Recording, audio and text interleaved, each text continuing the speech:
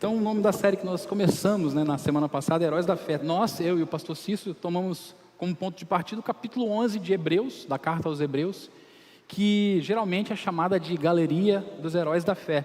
E o pastor Cício deu abertura à série, nos mostrando através da palavra que Deus chama heróis. Inclusive, se você ainda não teve a oportunidade, o privilégio de assistir essa mensagem, eu indico que você vá lá, depois que acabar o culto, obviamente, não agora, mas depois você vai lá no nosso canal no YouTube. Se você esquecer o título da mensagem, não tem problema, é só colocar Cício, C-Y-S-S-U, que vai aparecer. Com certeza, porque não é um nome muito comum, né? Mas vai aparecer lá e você pode assistir não só essa, como outras mensagens de outras séries que nós temos feito aqui na quarta-feira e também as mensagens que acontecem aqui nos domingos, né? Então tá lá. Então Deus chama heróis, né? Foi sobre isso que o pastor Cício falou.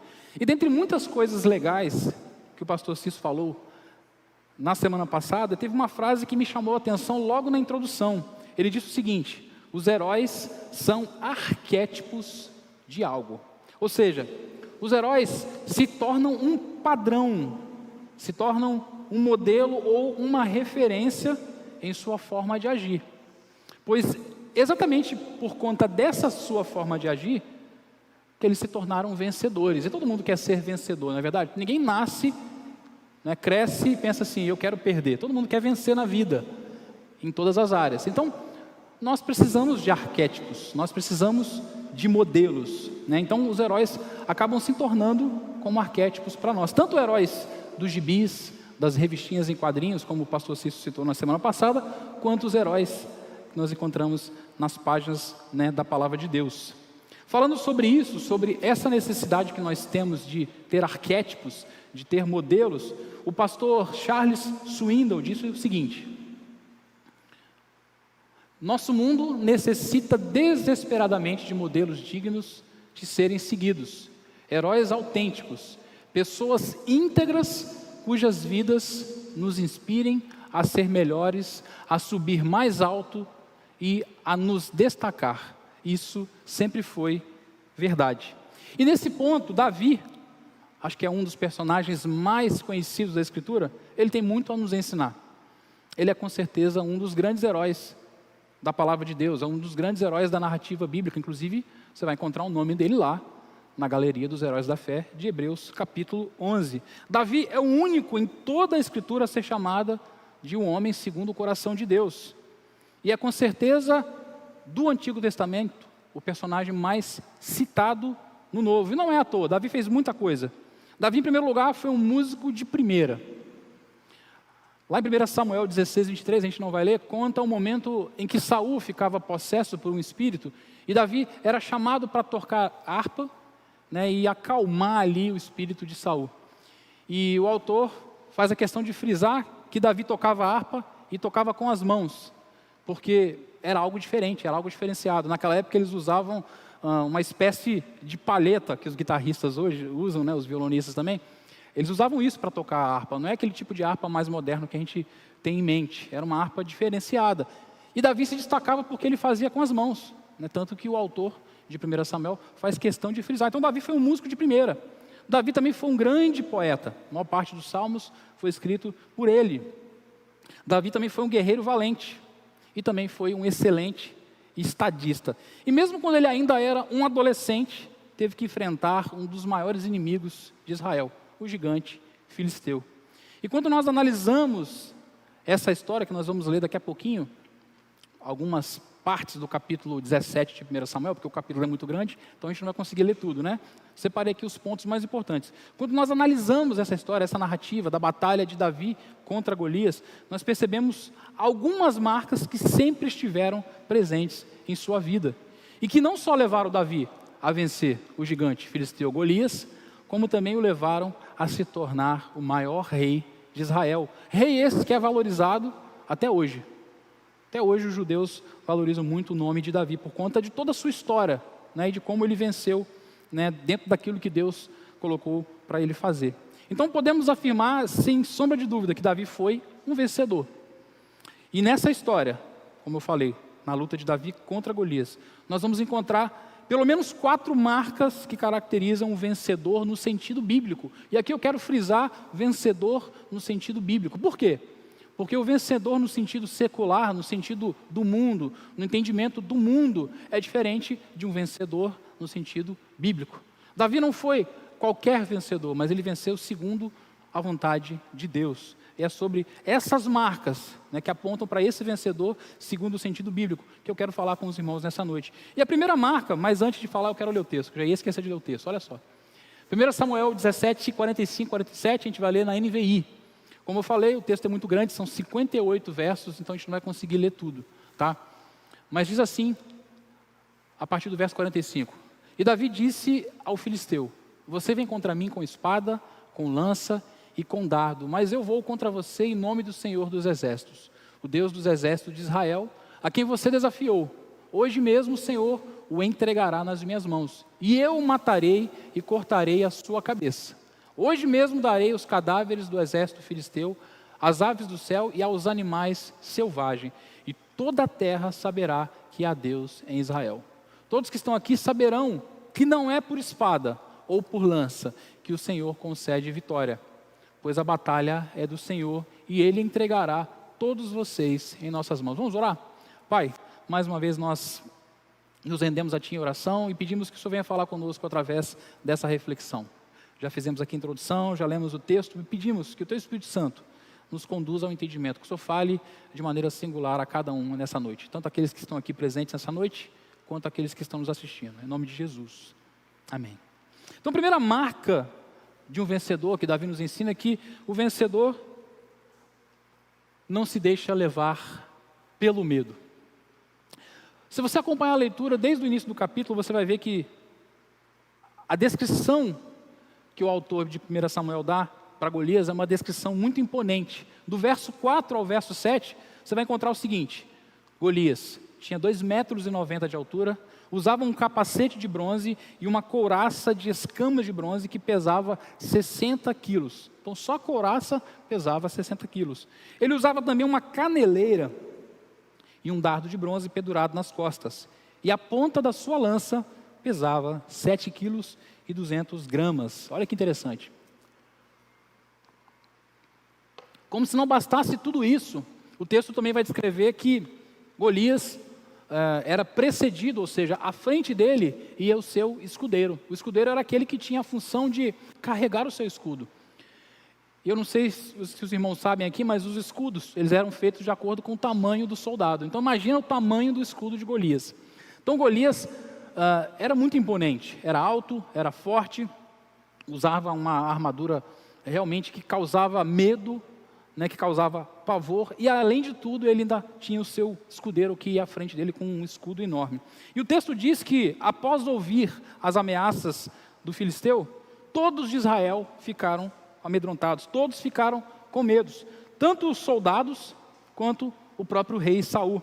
Eles ficaram literalmente dominados pelo medo. O texto também descreve que por 40 dias Golias afrontou o povo de Israel. Então, todas as manhãs, todas as tardes, Golias aparecia e falava algo com a intenção de afrontar o povo de Israel. Ou seja, por mais de um mês, Golias marchou em direção ao povo de Israel, exibindo ali o seu tamanho, exibindo a sua força e desafiando alguém para que fosse lutar contra ele. E Davi, ele tinha ido lá apenas para levar provisão para seus irmãos. O seu pai Jessé pediu que ele fosse levar um alimento, né, para os seus irmãos e para saber, trazer notícias dos seus irmãos. E ele chega no exato momento em que Golias estava fazendo a última ameaça, né, porque logo depois Davi luta com ele, nós sabemos a história, e ele vem a falecer. E o verso 24 descreve que nesse momento, nessa última fala de Golias, todos do povo de Israel fugiram de medo, com exceção de Davi. A postura de Davi foi diferente aqui. Ele pergunta, exatamente aqui está aqui, eu botei aqui. Quem é esse filisteu incircunciso para desafiar os exércitos do Deus vivo? E é interessante observar que nesse momento Davi era apenas um adolescente. Ou seja, ele não tinha idade suficiente nem para estar ali. Ele não tinha idade suficiente para servir ao exército. Inclusive por isso que ele não estava fazendo parte, né, daquela batalha. Mas ele já tinha dentro de si o entendimento de que qualquer homem com fé em Deus, seria capaz de derrotar aquele gigante. Ele disse: o exército do Deus vivo. Ele não se refere a qualquer exército, mas o exército do Deus vivo. E Davi agiu assim exatamente porque um vencedor, como nós falamos aqui, não se deixa levar pelo medo, porque ele sabe quem é o seu Deus. Guardando as devidas proporções, nós também temos que enfrentar algumas batalhas em nosso dia a dia. Temos que enfrentar os nossos gigantes, que assim como Golias, chegam de forma imponente, tentando nos intimidar e tentando a cada dia minar a nossa fé. Nós também temos que enfrentar as nossas batalhas e os nossos gigantes diários. E é isso que acontece, por exemplo, com os gigantes do medo, os gigantes da preocupação. Já reparou quando você está com medo ou está preocupado com alguma coisa, você não consegue parar de pensar naquilo? É o tempo todo, a cada dia. Similar ao que aconteceu com Golias. Durante 40 dias, a cada dia, ele ia lá, minando a fé, falando, gritando, amedrontando. E nós também passamos por isso. Ou seja, nossos medos, as nossas preocupações não vêm apenas uma vez, mas aparecem dia após dia, tentando nos tirar do foco. Tentando fazer com que nós paremos de olhar para Deus. Tentando fazer com que nós passemos a olhar para as circunstâncias. E aqui Davi nos ensina que nunca podemos nos esquecer que nós fazemos parte do exército do Deus vivo, e por isso nós não temos que temer. Então, a primeira marca de um vencedor é que ele não se deixa levar pelo medo. Mas não para por aí. A segunda marca que Davi vai nos ensinar aqui é que um vencedor, no sentido bíblico, não se deixa levar pelas críticas. O que acontece aqui? Ao ver Davi conversando com os soldados, Eliabe, que é o seu irmão mais velho, ele demonstra aquilo que é chamado por alguns como a síndrome do irmão mais velho. Alguns autores vão se referir à atitude de Eliabe dessa maneira. Falam que ele teve a síndrome do irmão mais velho, que é aquele ciúme do irmão mais novo que começa a ter um certo destaque. Eliabe fica muito irritado, ele critica Davi duramente. No verso 28 ele vai dizer o seguinte: por que você veio aqui? Com quem deixou aquelas poucas ovelhas no deserto? Sei que você é presunçoso e como seu coração é mau. Você veio só para ver a batalha. Então, ele emite aqui palavras muito duras para Davi. Para a gente entender o que está acontecendo, por que Eliabe agiu assim, a gente tem que voltar um pouco na história. Não precisa voltar tanto, não. Você volta um capítulo na sua Bíblia. Nós estamos trabalhando aqui no capítulo 17, mas no capítulo 16, ele vai contar o momento em que Samuel vai até a casa de Jessé, direcionado por Deus, para ungir um novo rei para Israel no lugar de Saul. Para quem não se lembra da história, Deus rejeitou Saul como rei, então direciona Samuel, vá à casa de Jessé, e lá eu vou te direcionar alguém para você ungir como rei no lugar de Saul. E o que acontece? Quando ele chega lá, quem é o primeiro que entra na casa? Eliabe, porque era o irmão mais velho, porque era o mais alto, provavelmente o mais bonito. Então, Samuel, quando olha para Eliabe, já pensa, é esse aqui. Inclusive no verso 16 vai dizer, com certeza, este aqui é o que o Senhor quer ungir. E a sequência da história nós já sabemos.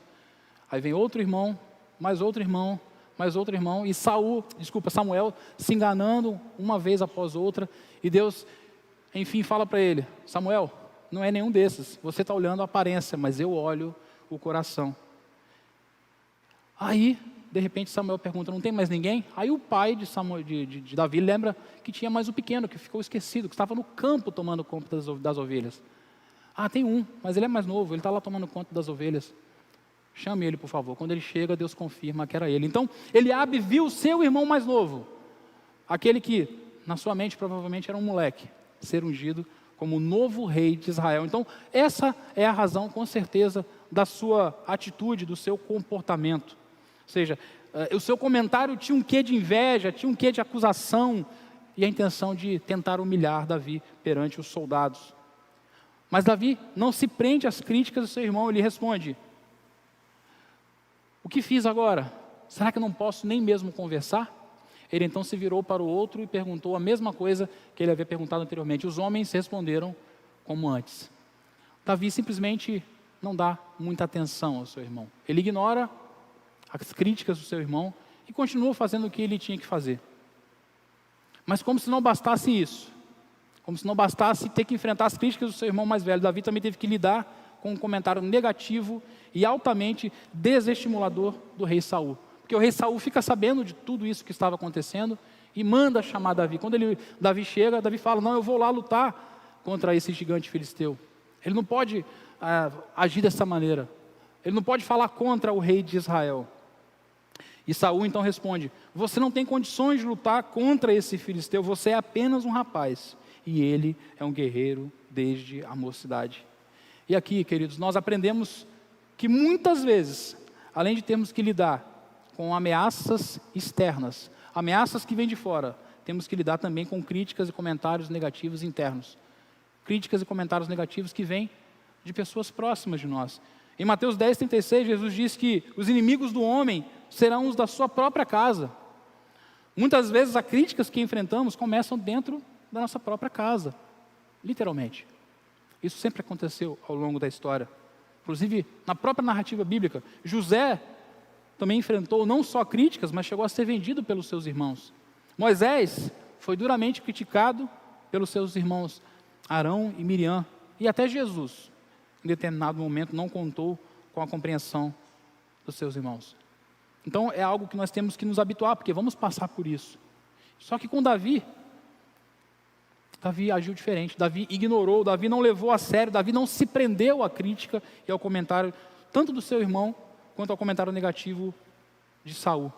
E nós temos que procurar agir da mesma forma. Porque se tem uma coisa que eu posso garantir para vocês, é que provavelmente se você não passou, você vai passar, é ouvir críticas negativas de alguém, em algum momento.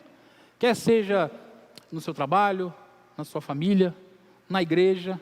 Então nós temos que estar preparados para isso. Não podemos deixar comentários, críticas nos tirar do foco. Nós temos que ter os nossos olhos focados em Cristo. E a terceira marca que nós aprendemos que o vencedor deve ter, é que o vencedor, ele sabe quem somos em Deus. A resposta dada por Davi a Saul, quando Saul questiona, revela exatamente essa terceira marca que ele carregava consigo, e que ele carregou consigo durante toda a sua história, e que levou ele a ser um vencedor. Ele sabia quem ele era em Deus. Davi fala para Saul sobre os episódios que ele vivenciou quando cuidava das ovelhas do seu pai, onde ele lutou com o urso e com o leão. E ele finaliza dizendo o seguinte: o Senhor que me livrou das garras do leão e das garras do urso, me livrará das mãos desse filisteu. Para Davi, era como se Golias fosse apenas mais um animal que ele tivesse que lidar. Era como se Golias fosse apenas mais um animal atacando o rebanho de Deus. E ele tinha convicção que assim como Deus o livrou dos animais, o livraria também daquele gigante. Ele sabia que com Deus ele era invencível. O urso e o leão serviram de preparação para aquele momento. A lição que a gente tira aqui é que muitas vezes o que nós passamos é Deus nos preparando para coisas maiores que vão vir. Aliás, a gente vê isso na história de Davi em vários momentos, e aqui é um deles. E o que acontece na sequência? Saul então aceita que Davi vai enfrentar Golias, só que ele fala o seguinte: tá bom, você vai, mas você vai vestir toda a minha armadura. E faz ele vestir aquela pesada armadura, porque Saul também era muito alto. Inclusive quando Samuel vai ungir Saul, fala que ele era o mais alto da sua tribo, né? Fala que ele era muito bonito e alto. Então, imagina o tamanho dessa armadura. Davi até aceita de primeira assim, mas não dá certo, ele quase cai, tropeça e enfim, ele tira toda aquela armadura. Porque ele sabia que aquilo não ia funcionar, ele não estava acostumado, ele não tinha um treinamento militar. As armas dele eram armas de um pastor, que tomava conta de um rebanho, né? E ele sabia que se Deus estivesse com ele, nada poderia o parar. O segredo de Davi, era que ele se animava em Deus, ele confiava em Deus. Inclusive mais à frente, em 1 Samuel, capítulo 30, verso 6, vai dizer exatamente isso. Conta um momento, quando Davi chega com os seus soldados de uma batalha na cidade de Ziclag, onde eles estavam, e eles encontram a cidade completamente devastada. Os amalequitas tinham passado por lá, tinham destruído, roubado tudo, roubado animais, roubado tudo que eles tinham, e levado as suas esposas, os idosos e as crianças. E o texto vai descrever que os homens, os seus soldados, ficaram desesperados ao ponto de querer até atentar contra a própria vida de Davi. Mas o texto diz, no verso 6, que Davi, diferente de todos aqueles homens, se animava no Senhor. Então esse era o segredo de Davi. As ameaças não o abalaram. As críticas não abalaram Davi. O medo em nenhum momento abalou Davi, porque ele sabia quem ele era em Deus. E aqui nós aprendemos duas lições importantíssimas. Em primeiro lugar, nós não podemos esquecer daquilo que Deus já fez em nossas vidas. Não é à toa que Davi cita as duas situações onde Deus livrou ele da mão do urso e de um leão. E um dado interessante, depois que Davi mata Golias, a gente sabe a história, rodou a funda, girou, tacou a pedra, Golias caiu, ele pega a espada do próprio Golias, corta a cabeça para levar para Saul. E o texto vai descrever na sequência, que ele pega a espada e as armas de Golias e guarda na sua tenda. Para quê? Ele não usava esse tipo de arma. Mas muito provavelmente, essas coisas ficavam como uma espécie de um troféu. Não um troféu seu, mas para lembrar daquilo que Deus fez através da vida dele. Isso nos mostra que nós temos que lembrar daquilo que Deus fez em nós e através de nós. Não podemos nos esquecer. O pastor Charles Swindoll, mais uma vez citando ele, vai dizer o seguinte: ao enfrentar nossos próprios gigantes, esquecemos o que devemos lembrar e nos lembramos do que precisamos esquecer. Eu já falei aqui algumas vezes que nós sofremos da síndrome do ponto. Nós temos uma facilidade tremenda de lembrar daquilo que deveríamos esquecer, do ponto negativo. E a vida de todos passa por isso, por momentos bons e momentos ruins. Mas às vezes a gente enfatiza aquilo que é ruim. E veja bem, Davi primeiro ouve críticas do seu irmão. Depois ele ouve um comentário negativo de Saul. E o que ele responde? Não, mas Deus estava comigo. Eu cuido das ovelhas do meu pai. E quando um urso foi lá atacar, eu venci o urso, porque Deus estava comigo. Quando o leão foi lá atacar as ovelhas, eu também lutei com ele, porque Deus estava comigo. Então ele se recordava de cada pequena vitória que ele tinha obtido através de Deus. Isso é uma tremenda lição para nós. Nós não podemos ignorar as pequenas e as vitórias passadas. Temos sempre que lembrar delas. Aliás, Deus ensina isso em todo o Antigo Testamento. Sempre que acontecia algo importante, Deus mandava que eles levantassem um memorial, que levantassem um altar. Deus não precisava daquilo, mas Deus sabia que nós precisávamos lembrar. Então, por isso o memorial estava ali, como um exemplo daquilo que Deus fez. Então, toda vez que você se deparar com um gigante em sua vida, seja qual for, a gente vai falar um pouquinho mais disso mais à frente, lembre-se daquilo que Deus já fez no passado, nunca se esqueça. Mas nós aprendemos aqui também que quando Deus nos chama para algo, não precisamos vestir a armadura de ninguém. Deus nos usa como nós somos, com todas as nossas características, com as nossas qualidades, com as nossas falhas, com os nossos defeitos. Deus nos usa. Davi não era perfeito. Quem conhece a história sabe do que eu estou falando. Mas Deus usou ele como ele era. Davi era um simples pastor. Mas é exatamente isso que Deus queria mostrar. Eu vou usar um simples pastor para derrotar o exército filisteu.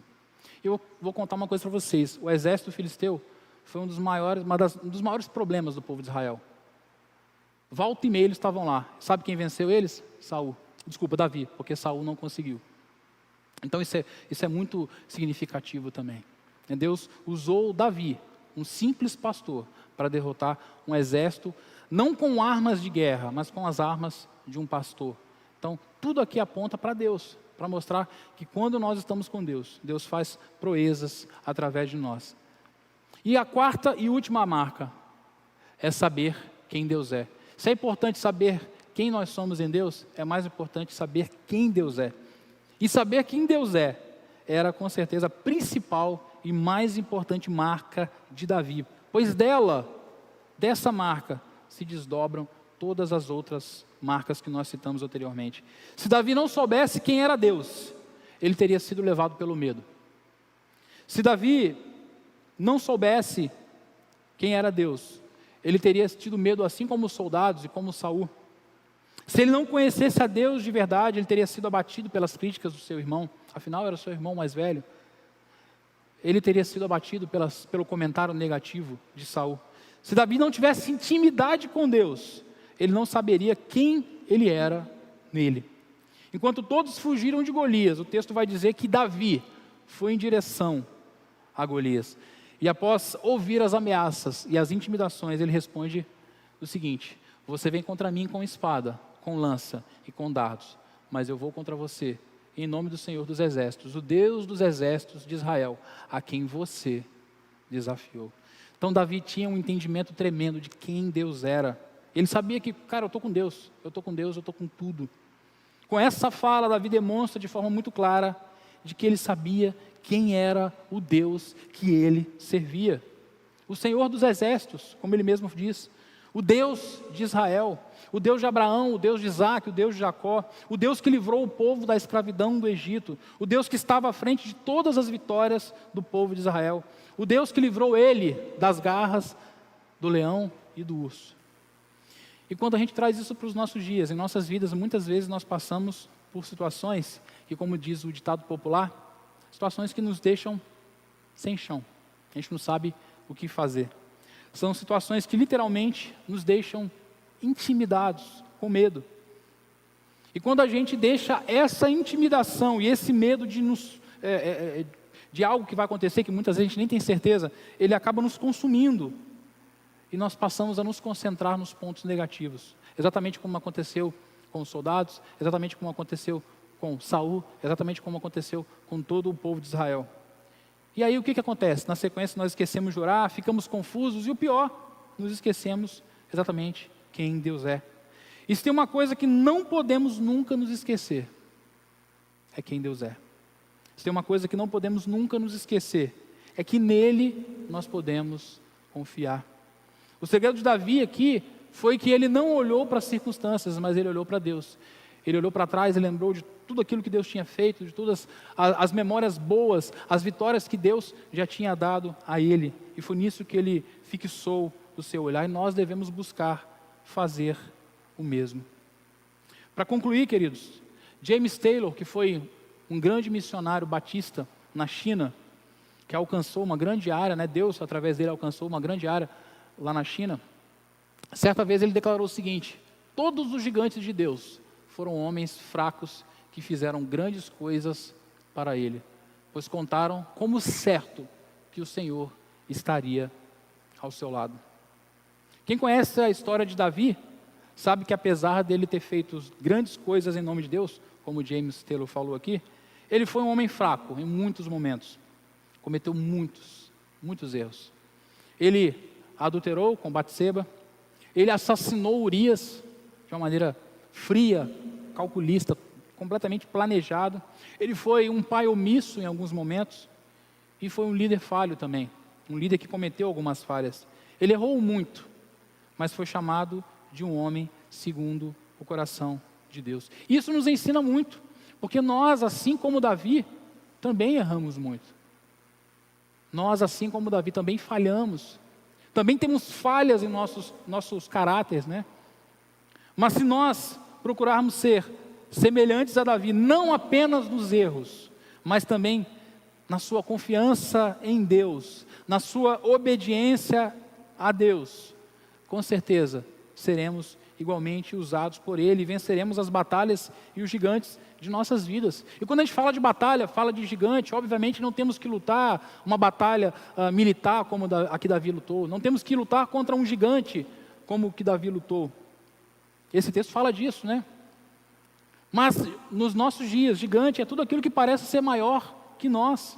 Eu tenho certeza que todos aqui já passaram por algum momento na vida onde olharam: rapaz, isso é um gigante, eu não vou conseguir passar por isso. Essa situação está difícil demais. Essa situação, esse problema, essa dificuldade se torna então um gigante. É algo que muitas vezes a gente não sabe o que fazer. E talvez alguém aqui nessa noite esteja passando por algo assim, esteja enfrentando algum tipo de gigante. Um problema que a gente não vê, não consegue conceber como transpor, como passar por ele. Talvez você que está nos assistindo na internet também esteja passando por isso. Pode ser um gigante interno, pode também ser um gigante externo. Pode ser relativo a algum pecado, a um pecado que tem te atormentado, você tem tentado se desvencilhar dele, mas não tem conseguido. Pode ser uma luta que você tem tido já há algum tempo. Pode ser relativo ao seu trabalho. Um gigante que está lá no seu dia a dia, no seu trabalho, e você não vê como vencer, como passar por isso. Pode ser uma situação familiar, às vezes está vivendo um gigante dentro da sua família, dentro do seu ambiente familiar. Pode ser um processo judicial, pode ser um desemprego, pode ser uma questão relacional que você está vivendo, que é o seu gigante, que é o seu problema do momento. Ou pode até não ser algo específico, como um medo que tem aí drenado as suas energias, que tem drenado a sua fé. Eu não sei, cada um tem o seu respectivo gigante. E hoje Deus quer nos ensinar que por maior que seja o problema que estamos enfrentando, quando nós estamos com Ele, não temos o que temer. Essa narrativa quer mostrar exatamente isso. Essa narrativa não aponta para 5 pedrinhas de Davi. Não aponta para Davi. Davi foi ali só um instrumento de Deus. Mas essa narrativa mostra o tamanho de Deus. Um Deus que venceu um gigante e um exército temido. Não com armas militares, assim como o Davi falou, né? Mas usando um simples pastor, que não tinha treinamento militar. E é isso que Deus faz com nós. Não precisamos usar a armadura de ninguém. Basta confiar. Pois assim como Davi falou, a batalha é dele, a guerra é dele. Então, que possamos ter esse entendimento. Eu quero te convidar a se colocar de pé. E quero te convidar a refletir sobre isso. Enquanto o Ministério de Louvor se prepara aqui, talvez você chegou aqui nessa noite exatamente pensando nisso. Eu vou para a igreja, mas eu não sei o que fazer com esse problema. Talvez você está com um problema. E você ouve essa mensagem. Então Deus te trouxe aqui nessa noite exatamente por isso. Eu não acredito em acaso, eu não acredito que as coisas acontecem na nossa vida por acaso. Eu acredito num Deus soberano, que conduz a história, que conduz tudo o que acontece. Então eu quero te convidar a fechar os seus olhos, a orar em cima disso, a colocar isso diante de Deus. Se você tem enfrentado alguma batalha, algum gigante, algo que você não sabe o que fazer, coloque isso diante de Deus e fala: Senhor, eu quero ser como Davi. Eu não quero me deixar levar pelo medo, Pai. Eu não quero me deixar levar pelas críticas e pelos comentários negativos que eu tenho escutado. Eu quero ter a certeza de quem eu sou em Ti. E muito mais, eu quero ter a certeza de quem o Senhor é. Comece a colocar isso diante de Deus. E peça para que Ele realize em você e através de você aquilo que Ele realizou também na vida de Davi. Vamos orar? Pai, nós te damos graças, Senhor Deus, por esse culto. Por mais uma vez temos a oportunidade de estar aqui na Tua casa para adorar o Teu santo nome, para orar, para falar contigo e para refletir na Tua palavra. Obrigado, Senhor Deus, porque a Tua palavra, ela mesma diz que ela nunca volta vazia. Que ela possa gerar uma semente em cada coração aqui presente. E que ela venha, de alguma maneira, nos alimentar nessa noite.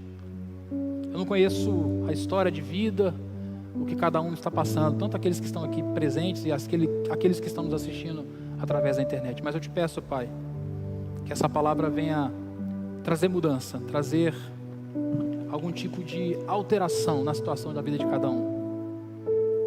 Assim como Davi, todos nós aqui somos falhos, somos fracos, somos pecadores. Temos os nossos problemas, temos as nossas dificuldades. E muitas vezes a gente se sente tão pequeno, Pai. Mas eu tenho certeza que nessa noite o Senhor quer gerar uma mudança de perspectiva na nossa forma de ver, na nossa forma de enxergar. Por isso eu peço que através do Teu Espírito Santo o Senhor trabalhe no coração de cada vida aqui presente, de todos aqueles que estão ouvindo essa mensagem. Que o Senhor possa gerar em nós um coração voltado para Ti, assim como o próprio Davi escreveu em alguns dos seus salmos, um coração contrito, um coração quebrantado, um coração que tem um desejo de Te agradar, um coração que sabe quem o Senhor é, um coração que confia e obedece, e que se anima no Senhor, porque sabe que toda guerra, toda batalha e todo gigante que se apresenta em nossas vidas não são nada perto do Senhor. Muito obrigado mais uma vez, em nome de Jesus. E agora, que a graça soberana de Jesus, que o amor de Deus, nosso Pai, e as doces consolações do Espírito Santo de Deus, seja com essa igreja e com toda a igreja de Cristo espalhada pela face da terra, em nome de Jesus. Amém.